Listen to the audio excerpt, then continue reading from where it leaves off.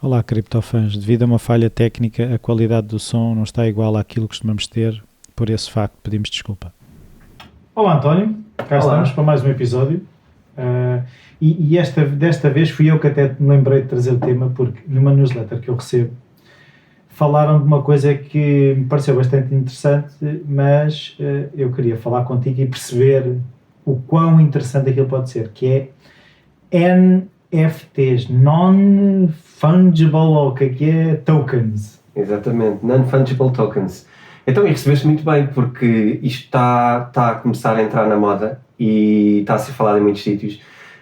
Está a ser falado por pessoal originário do trading que está a ver valor nestas coisas para fazer trading.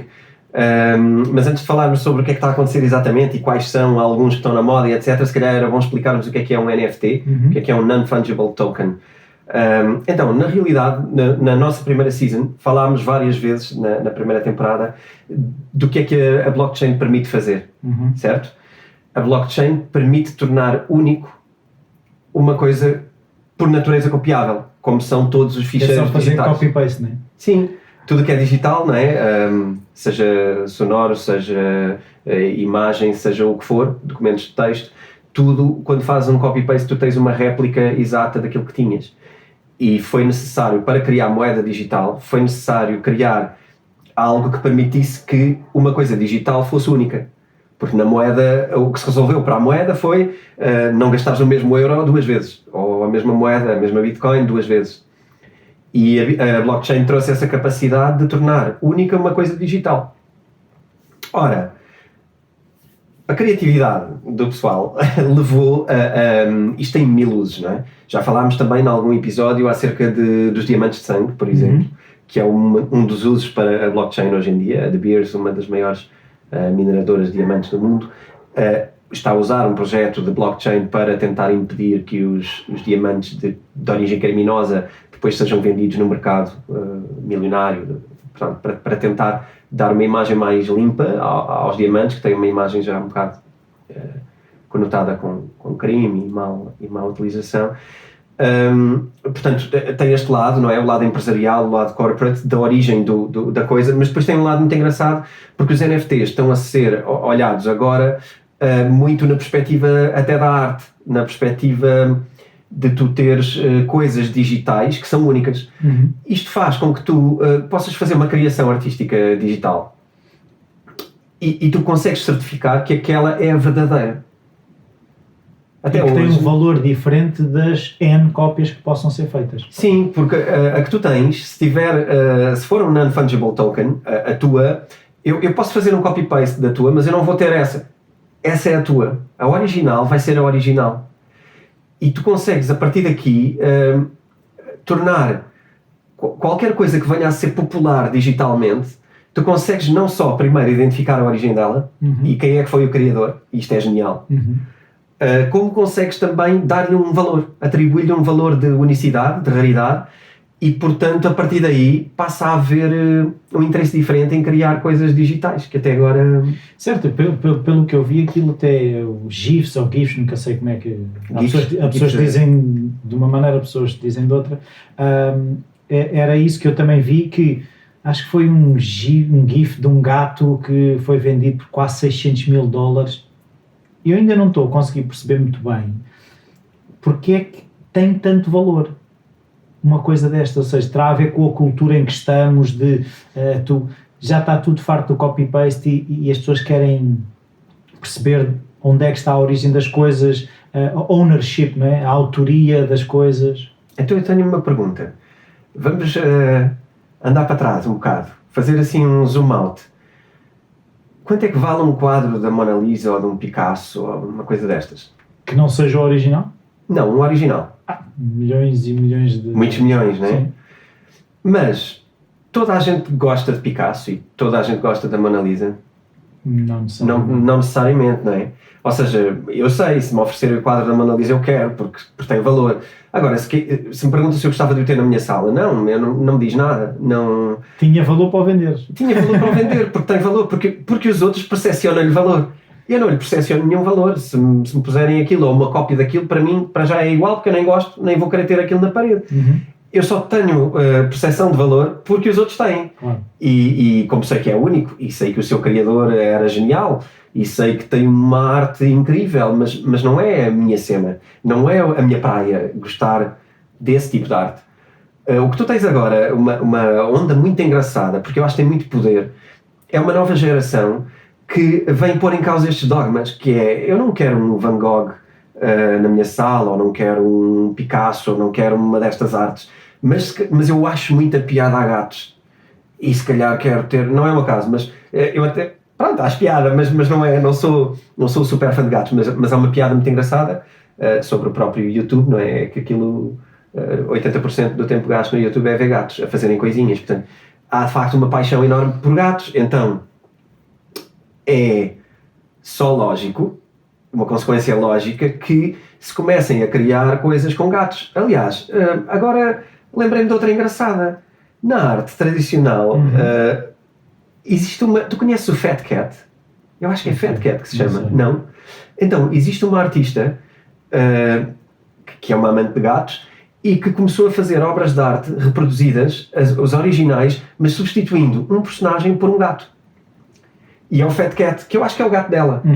E ela substituiu e meteu o gato dela nas pinturas do Michelangelo, não sei se a Mona Lisa tem o Fat Cat ao colo. É pesquisar na net e ver, pá, isto vale milhões, ok? Também não sei muito bem porquê, mas é porque há gente que lhe percepciona valor. Claro que as pinturas são incríveis, muito bem feitas, muito bem aproximadas aos originais. E depois, o que tens é, em vez de ter o personagem, não é? Tens o gato lá de alguma maneira. Tens do Dalí, tens do Michelangelo, tens de... Sim, eu estava a pensar que mesmo os quadros, a arte também é certificada, e isto no fundo é uma versão digital da certificação. Sim.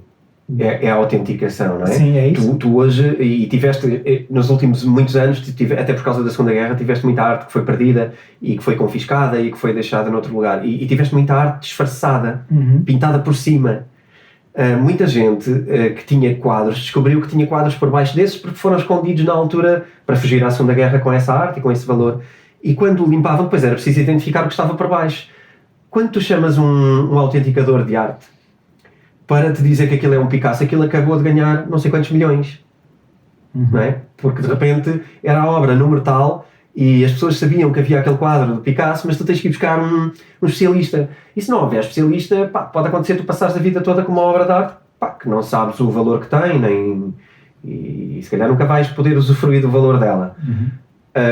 Isto no digital, a equivalência de chamares um autenticador, um avaliador, é tu teres um registro criptográfico dessa autenticidade registada no seu momento de criação, numa blockchain.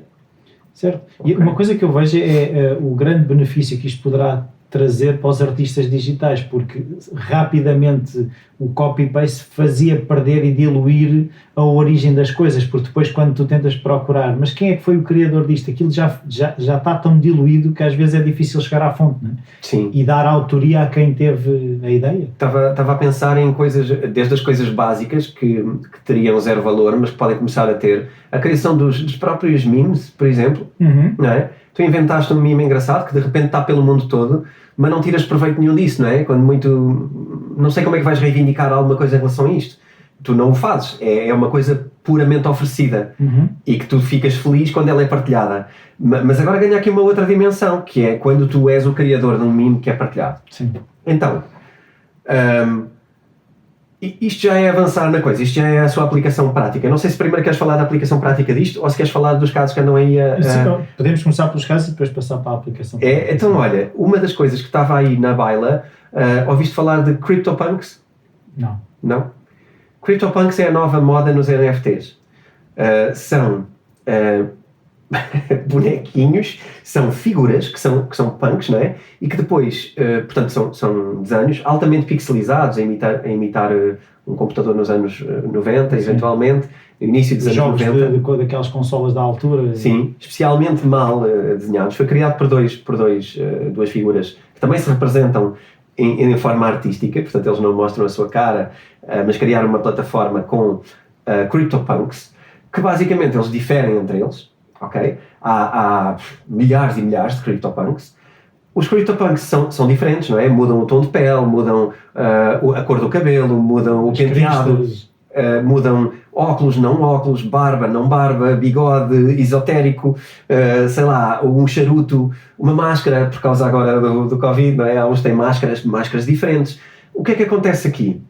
Criaram uma brincadeira onde tu tens CryptoPunks mais comuns e depois CryptoPunks com raridade. E, por exemplo, imagina que ter um bigode comprido é algo que só existe em meia dúzia deles. E imagina que só um deles é que tem uma máscara, sei lá, amarela. É raríssima. Tu começaste a dar raridade digital aos CryptoPunks.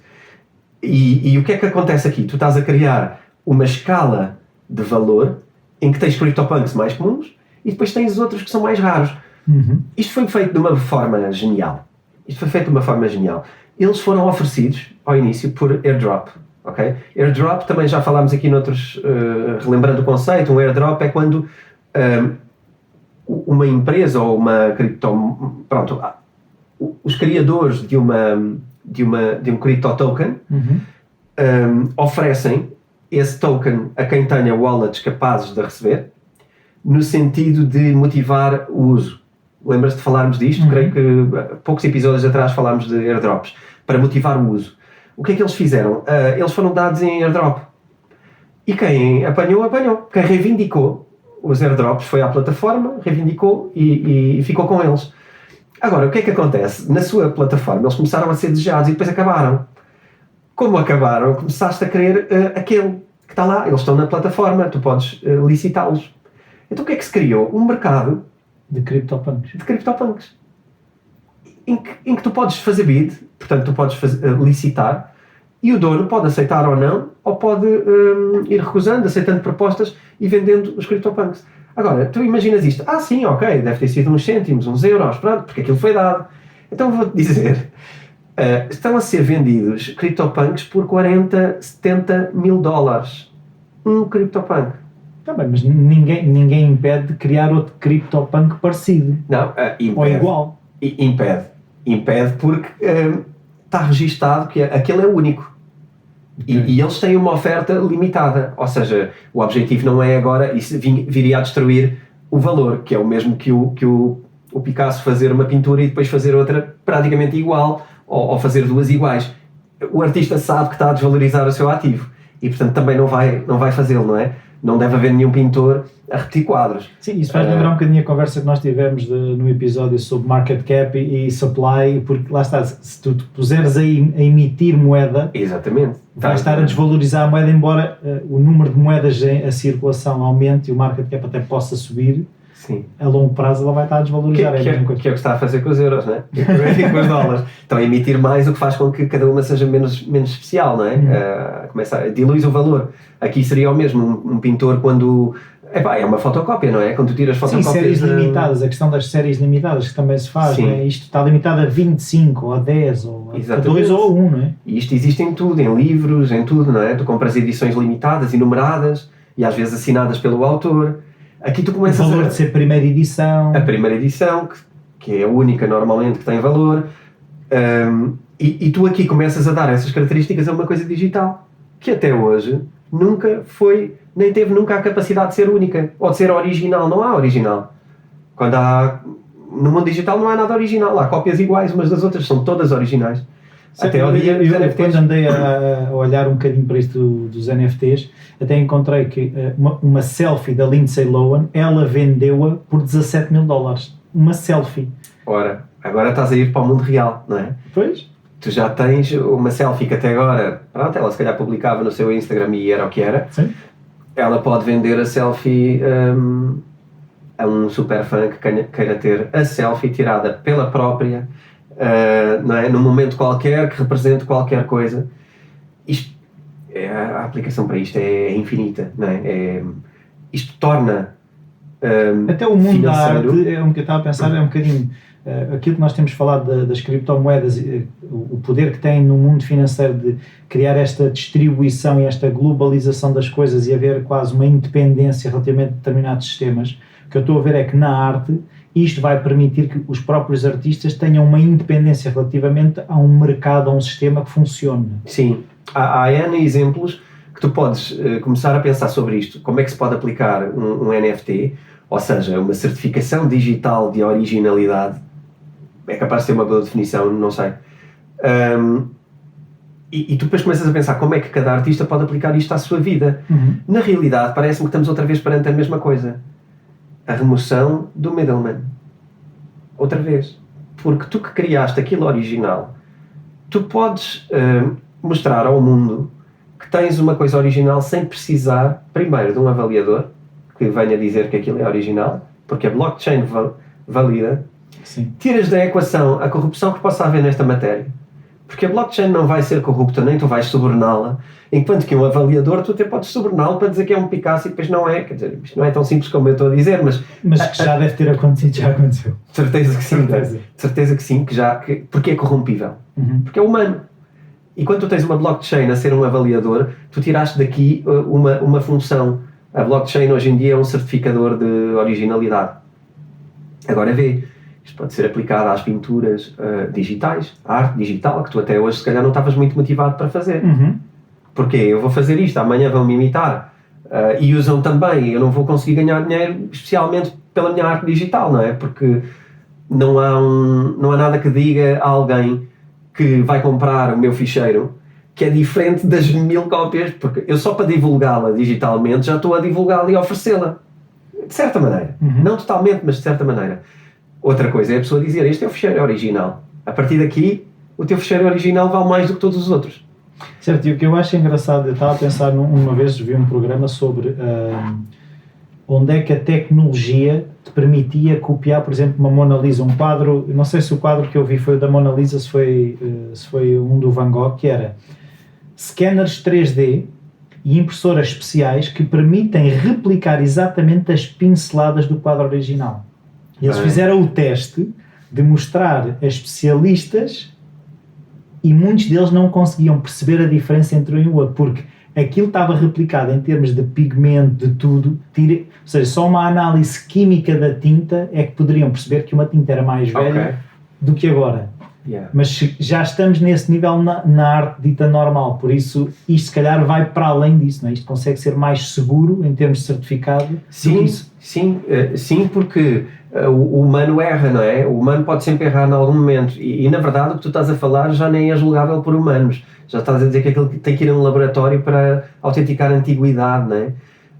Repara, aqui, se tu pensares, qualquer um de nós, que a diferença é que nos faria ter um quadro ou outro, não é? Porque até as pinceladas estão, mesmo se a gente perceber muito da arte, vai ser impossível distinguir, não é? Era igual. Porquê é que difere? Isto é altamente emocional. O que difere é tu sentires ou saberes de alguma maneira que aquilo esteve nas mãos dele, não é? Porque visualmente não há diferença. Sim. Então, a única coisa que te pode tocar mais é aquilo ter vindo das mãos daquele artista, não é? A história que aquilo tem. Já nem é a história do quadro, é a história da pessoa, é a história da humanidade que tu estás ali a valorizar. É o sentimento que ele teve quando pintou. Isto é altamente imaterial, mas não significa que não tem valor. Certo. Aliás, parece-me a mim, fazendo até este percurso, parece-me a mim que é o que tem mais valor. Certo.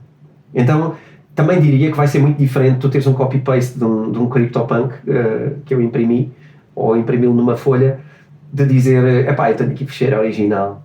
E o que eu estava a pensar agora é em termos de, imagina, o que eu estou a ver é, será mais fácil criar um sistema que rapidamente também avalia um uso indevido de determinada coisa? Porque imagina que eu criei um vídeo que coloquei um NFT, não sei qual é que é o processo, como é que isso faz, ou que é certificado, não sei o quê.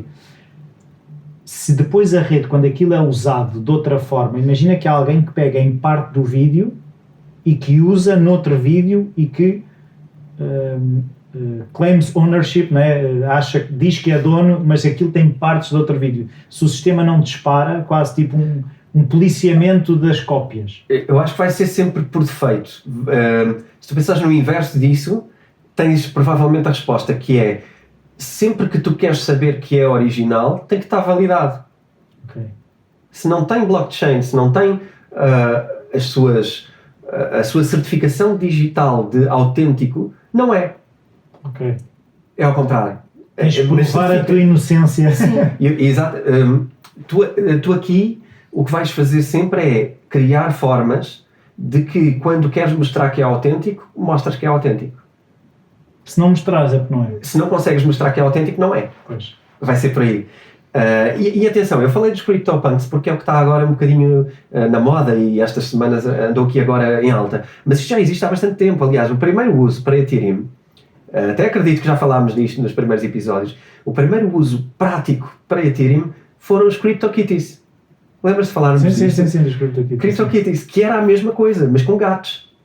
Coisa gira nos gatos era que eles, inclusive, era possível cruzamento de gatos e criação de novos gatos com características dos seus antecessores na blockchain, o que é genial. Genial. E também se transacionavam, já aqui há anos atrás, com valores também bastante altos por causa da raridade também. Mas uma coisa que eu estava a pensar, estavas aí a referir a questão de acabar com o middleman, mas no que eu li também, encontrei que a Christie's, a leiloeira, já está metida ao barulho. Ou seja, já se percebe que não é só uma brincadeira de uns miúdos na internet ou de alguém que percebe programação. A Christie's, que é uma leiloeira reconhecida internacionalmente, já está metida no negócio dos NFTs. Eu acho que as grandes empresas vão ser sempre aquelas que estão up-to-date naquilo que tem a ver com o seu negócio. Repara, se tu pensares que, e estamos aqui a maior parte do tempo que estamos a falar, é mesmo de arte, é mesmo de criação. E se pensarmos que a Christie's é sobre isso que trabalha, achar que está só a olhar para a arte do passado era limitador. Todas estas grandes empresas que tenham uma capacidade interessante de perceber o mundo onde estão, vão estar a ver o que é que hoje é arte e o que é que amanhã vai ser arte. Sim, não podem ser apanhados desprevenidos. Não podemos só trabalhar com os Picassos desta vida, porque isto já acabou, não há tanta transação assim que aquilo seja negócio, não é? Às tantas temos que encontrar para onde é que está a ir a arte, porque eu não tenho dúvidas, e aliás nós até em off estávamos aqui a falar um bocadinho sobre a criação digital e tu estavas a falar sobre alguns projetos até que achavas piada a fazer. Agora que existia isto, podia ser giro pegar nisso. Isto está a acontecer em tudo o que é artista. Todos os artistas digitais hoje, e todos os que estão a ouvir este programa, de certeza, eu espero, que pensem como é que isto se aplica no caso deles, porque há muita gente a criar coisas maravilhosas digitalmente e que não estão a conseguir monetizar. Acabam por fazer uma coisa espetacular e que vão ter que pôr num banco de imagem. E depois recebem uns likes ou não sei o quê, mas não passa disso. E a sustentabilidade da sua carreira como artista muitas vezes fica em causa, não é? Olha, eu vou dar um exemplo. Mesmo nesse sentido que tu estás a dizer, porque esse é exatamente, tu estás a tocar exatamente o ponto que é importante. Eu lembro-me de um amigo meu que a dada altura, ele era das áreas de informática na altura, depois fartou-se e era muito interessado em fotografia. E ele a dada altura começou a fazer passeios e a tirar fotos e a vendê-las a bancos de imagem. Agora vê, para que um banco de imagem neste cenário? Ok, que é um lugar onde... Sim, é uma montra, não é? E é uma montra. É uma montra. Mas chegar a mais pessoas. Mas depois há aqui uma questão de transparência. Tu sabes exatamente quantas pessoas compraram a tua foto no banco de imagem. Não sabes. Tens uma prova cega, não é? Ou seja, tu confias que há uma transparência daquela empresa em fazê-lo. Garantidamente muitas terão. Outras não terão. E tu não sabes quantas fotos foram compradas, não sabes exatamente por quanto. O teu royalty vai ser um royalty em cima de uma coisa que tem que ser mantida com uma estrutura enorme. Quando hoje tu pegas numa blockchain e certificas as tuas fotos, onde quer que as ponhas, elas estão certificadas. E se alguma revista, jornal, blogger, o que for, quer usar uma foto tua, ou se certifica de que é autorizada pelo teu código, ou então está a piratear a tua foto, está a fazer um uso indevido. E isto é giro, porque tu consegues digitalmente reivindicar os teus direitos. Certo. Porque só tens que ver se aquela foto é ou não uma foto autorizada. Ela tem ou não as chaves privadas daquela... Mas isso agora faz-me pensar que uma coisa é, por exemplo, aquilo que nós estávamos a falar de séries limitadas na própria ilustração ou na própria serigrafia, seja o que for, tem lá 1 de 125 ou 2 de 200. Quando nós estamos a falar dos NFTs, eles podem ter embebidos esta questão de pode ser até X ou é só o original é que tem certificado? Percebes o que eu estou a dizer? Sim. É uma boa questão e eu acho que eu não sei responder a essa questão. Acredito que, não sendo, acredito que seja algo que vai ter que surgir, não é? Porque depois isto abre um novo mercado. Quando acontece uma coisa destas, tu vais querer depois criar limites ou expandir esse mercado. O que tu vais querer fazer, se calhar, é fazer sequências que te permitam dizer que aquilo pertence a uma série, não é? Isto não me parece... Por exemplo, essa questão da fotografia foi usada 10 vezes ou foi usada 100 vezes, não é? Ou pode ser usada até 50, não é? Sim. Isso é aquela noção do dinheiro em streaming que nós falámos há mais de 2 anos, que falávamos que na internet vamos ter dinheiro em streaming. Não vai haver aquela coisa de tu assinares uma Netflix mensalmente e tens de pagar usos ou não. O que tu vais ter é, por cada segundo que tu estás a assistir à Netflix, estás a pagar uma microtransação de um valor. É o uso, eu não quero dizer... Uso por consumo. É uso por consumo, é uma versão extrema do pay-per-view que havia na ideia de tu comprares um jogo de futebol, um de cada vez, não é? Tu pagas o jogo. Claro que isto tem pouco interesse para os centralizadores. Claro. Não é? Os canais querem um revenue fixo. Quer vejas ou não pagas. Por isso pagas. é que eles fazem uma grande diferença entre um jogo individual, por exemplo, 2€, e 10 jogos, 15€. Claro. Não é?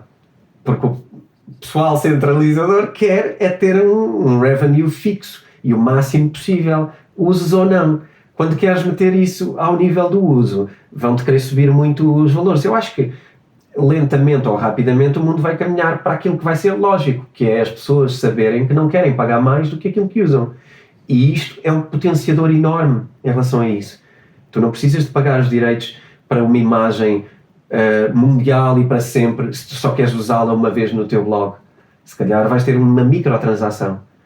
E olha outra coisa muito gira, já se está a falar muito de, cada vez que tu trocas imagina esse CryptoPunk original, cada vez que tu o comunicas e que ele é trocado, ele pode ser trocado até por alguém que não seja o dono. Mas cada vez que isso é feito, tu podes meter no código que cada vez que o fizerem, existe uma microtransação de valor e para o fazerem têm que pagar um royalty mínimo de 0,00001 Ethereum, faz-te conta, e que, por exemplo, isso reverte automaticamente para MoNG. Imagina. Este episódio é patrocinado pela editora Self, onde podem encontrar livros sobre como investir, day trading e o livro do António, Bitcoin. Os ouvintes do Bitcoin Talks têm um desconto extra de 15% em todo o site. Basta irem a www.vidaself.com e usar o código Bitcoin Talks. Repito, basta irem a vidaself.com e usar o código Bitcoin Talks. Tu estás a criar valor. Já viste Sim, eu estava a pensar se tu conseguiste de alguma forma. Imagina que alguém cria, como tu estavas a dizer, um meme que por cada vez que é partilhado em algum sítio há um valor gerado.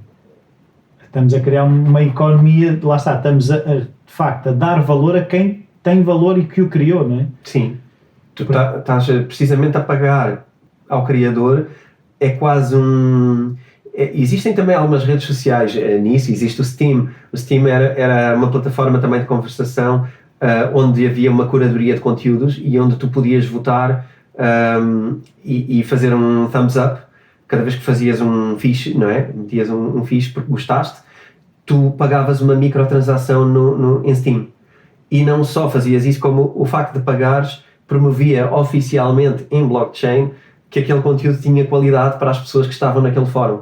Ok? Também tens uma versão mais simples disto, que é o Medium. O Medium é muito usado hoje como conteúdo que permite pagar a quem produz conteúdos. Portanto, faz um artigo, metes no Medium. O Medium tem uma assinatura de $5 mês. Até o YouTube paga aos criadores, não é? Porque tu tens a publicidade. A questão é quanto? É pouco, eu acredito que seja pouco. Porque, quer dizer, tu só começas a cobrar em milhões. Quando aqui, imagina que estás a produzir um conteúdo para nichos, tu nunca vais ter milhões de views, não é? Olha o nosso próprio podcast, nós não vamos ter milhões, não é? Se falarmos, se calhar, de vida dos famosos, até podemos ter mais. E se calhar qualquer dia podemos ambicionar ganhar dinheiro com o YouTube, com um podcast ou com uma coisa.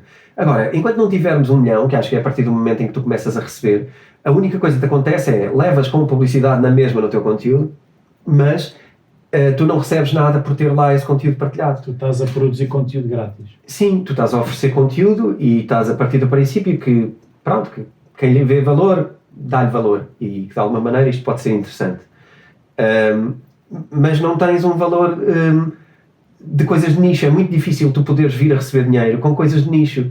Neste tipo de mercado já não é verdade, porque tu podes ter 1, 3, 4, 5 fãs, mas eles podem ir ao teu Patreon ou eles podem ir ao teu Medium e fazer-te um thumbs up ou bater-te de palmas, não é? Um clap, e quando o fazem estão-te a dar uma pequena microtransação de valor.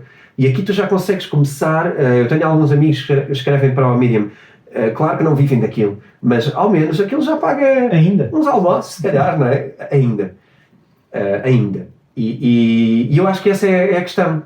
É quando o conteúdo tem valor, por que não ele ter, de facto, um valor atribuído? Certo, eu uma vez pus-me a fazer as contas por todos os episódios, ou seja, todos os downloads que eu tenho nos podcasts que já fiz, nem que fosse 50 cêntimos, eu já estava muito melhor na vida. E às vezes é um bocadinho ingrato tu perceberes que estás a gerar valor, mas não tens maneira de o materializar, não é? A única maneira é um bocado a gratidão e a proatividade que as pessoas possam ter em querer dizer, epá, este gajo está aqui a fazer um trabalho muito fixe, já me inspirou não sei quantas vezes, mas mesmo este processo, às vezes, tudo bem que existe o Patreon, mas o Patreon, a minha experiência é que as pessoas, é complicado. Eu não quero estar a colocar o meu cartão de crédito, ou eu não me quero estar a registar nisto ou naquilo ou no outro. É mais um login, é mais uma coisa que tu vais ter que fazer um enorme processo só para poderes agradecer a uma pessoa que tu querias agradecer, tu gostavas mesmo de agradecer diretamente, não é? Claro. Essa é que é a verdade, queríamos era estar com a pessoa e dizer, epá, o teu podcast é espetacular e o vosso trabalho é bom. Aqui tu contribuis direto, é muito mais interessante. Quando tu bates palmas e essas palmas significam um valor, isto é muito interessante, é muito direto, é muito humano e estamos a humanizar. É a moedinha no chapéu. É a moedinha no chapéu, boa forma de... é a moedinha no chapéu. Quando ele está contigo, não é? Quando ele está à tua frente e este sou eu a dar-te, a agradecer-te. E depois o que eu também vejo muitas vezes até na moedinha no chapéu é aquela coisa de a validação de já haver moedas no chapéu. Muitas vezes as pessoas até é aquela coisa de perceberem se já estão moedinhas no chapéu, é mais fácil pôr lá a moeda do que se não tiver lá moeda nenhuma. É porque as pessoas aqui à volta ainda ninguém validou. Sim. Não quero ser eu o primeiro a validar. Muitas vezes também acontece isso. Por isso é que o pessoal que faz isso põe logo algumas moedinhas já põe lá logo no chapéu. As moedas, mas quando começam a ser muitas tira para também não acharem, e então há essa gestão das moedas que estão no chapéu, não é? Este fulano já tem o suficiente. Ih, já ganhou isto tudo, não preciso dar. Não é? Vou tirar de lá. Então deve haver ali um número ótimo que é aquele que... Um sweet spot. Ok.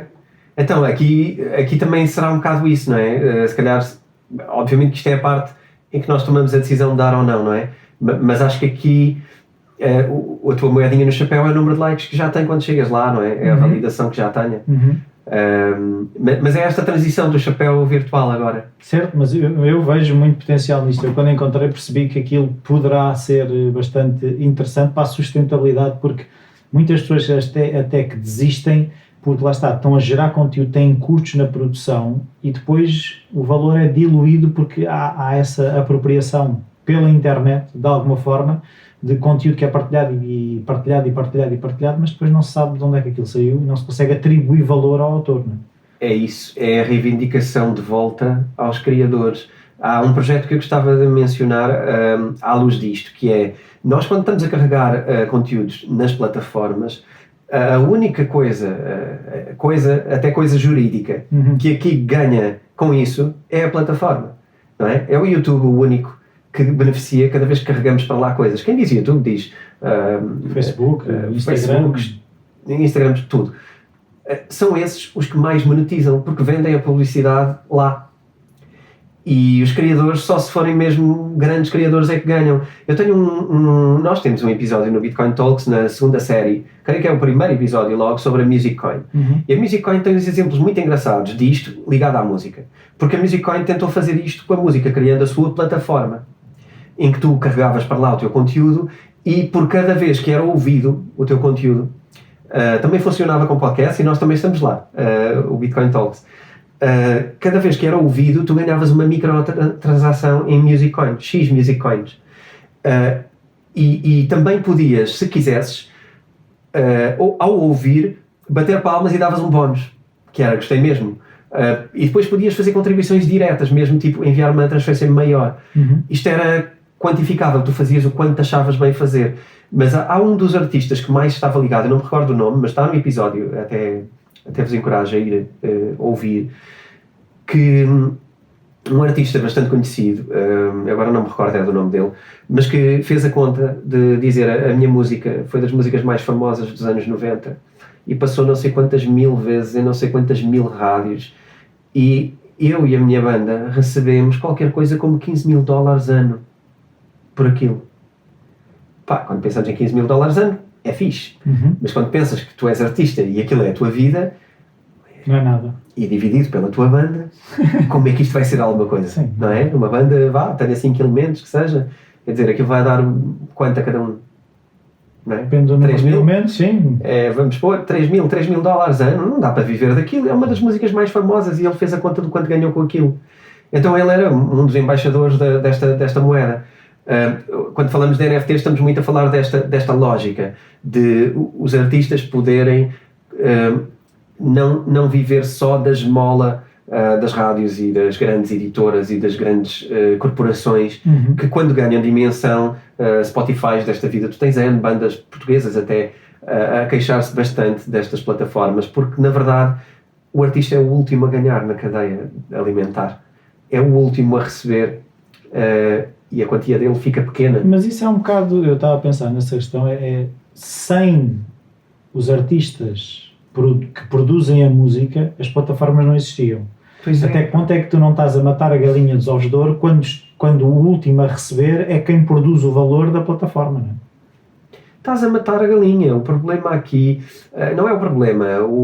Aqui o paradoxo que se vive é que a vontade de ser um daqueles de topo é tão grande que os artistas continuam a querer ser, porque acreditam que vão lá chegar, não é? Ninguém é artista se não achar que tem valor e que pode ser... O sonho do artista é sempre ser os seus ídolos, não é? Tu tens sempre algum ídolo para trás que tu queres e acreditas que podes igualar e que podes ir para o lado dele, não é? Ser um daqueles. E o que se vende, e aí até diria que não é inocente, vender-se esta imagem de sucesso. Esforço. Sim. Ainda por cima é que se não há esse sucesso sem esse sofrer de ter que o caminho vender mais barato porque... Tens que fazer este caminho e é duro. Mas depois o que é que tu fazes ao mesmo tempo? Tu promoves loucamente uma fartura incrível do lado dos que tiveram sucesso. E tu associa-los a imagens de riqueza e de vida, de qualidade de vida incríveis. Tu vendes o sonho. Então tu ficas ali a pôr os ratinhos todos nas suas rodas, a pedalar, para chegarem àquele topo que é muito difícil. Mas, por exemplo, o Spotify agora tem uma coisa que eu não sei se terá para todos os artistas, não sei como é que ele funciona, mas sei que há alguns artistas mais pequenos que eu ouço, tu tens a hipótese de, através do PayPal, de dar dinheiro direto para os artistas em que o Spotify não ganha nada.